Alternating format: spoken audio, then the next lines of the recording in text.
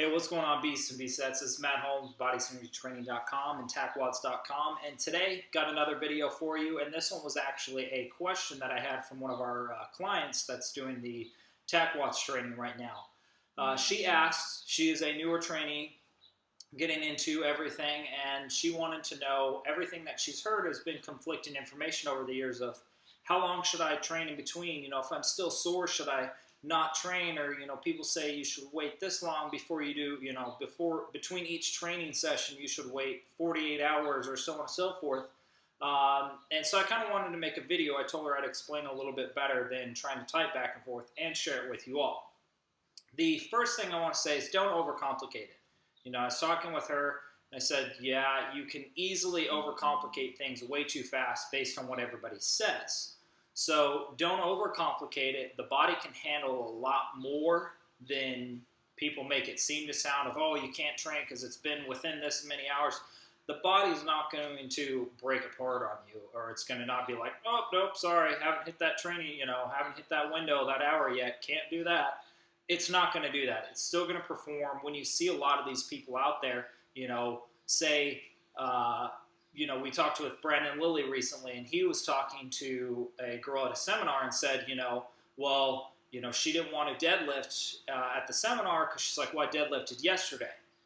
And, he gave the example of, well, okay, so if you deadlifted yesterday and say you were out with your kids, and I forget the example, you can go back through the video, but it's basically if you were in a life and death situation, would you be like, oh, nope, sorry, I can't do that. I trained deadlifts yesterday. I can't run now, or I can't chase you or save my life or a family member's life or an innocent person? No. And long story short with that, he motivated her, and that girl broke PRs that day, and she deadlifted the day before. So a lot of this of, oh, you can't train in the same 24 hours or 48-hour window is a yes and a no. Obviously, the science and certain people say, no, you can't, which, yes, is true, but there's also times where you can. So a lot of that depends on if you're a newer trainee. If you're brand new, it's going to be a lot harder. It's going to take you a little bit longer to recover. So with our new trainees, we do cut back on some of the stuff within the TacWatts program because it is very high intensity. There's a lot of work, volume, a lot of strength involved. So if you're new, we cut back on that. That being said, most of the training too, we won't train like squat Monday, just throwing days out there. We won't train a squat Monday and a maximal or submaximal deadlift on Tuesday.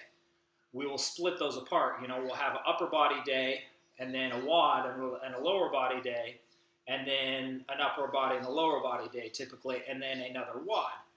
People will say, oh, well, you're putting WODs in between those. Again, it depends on the person. If you've been training for a while and you can recover a lot faster, yes, you'll be okay with those because, again, they're different systems. One is more training a maximal or submaximal strength compared to a lot of the WODs are not a maximal strength. They're more of a muscle endurance, conditioning, things like that, body weight or slightly added weight. So you can get away with that. Some people say no. That's their own opinion. That's what we do. People do perfectly fine. If you're not used to training, we will cut back on some of those because it will be a lot harder for you. And yes, the whole injury thing, this and that, you want to be smart about it, but it's not like, oh, well, I'm training now so soon and I'm going to get injured. Injuries do happen. Not necessarily, that's not why they always happen. I will say there's one time when I was newer and I wasn't paying attention, and I could say most likely I had an injury because I had a super crazy leg day, had a day off, and then did another leg day right after.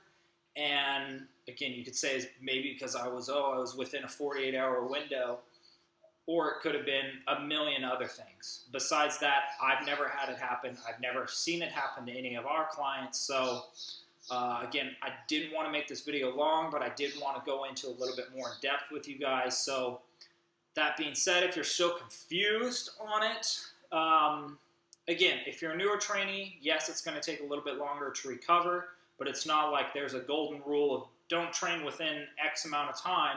If you do an upper body day and then you do a lower body day the next day or even the day after, you're totally fine. Not that big a deal. And then you do another upper body day after that, you're okay.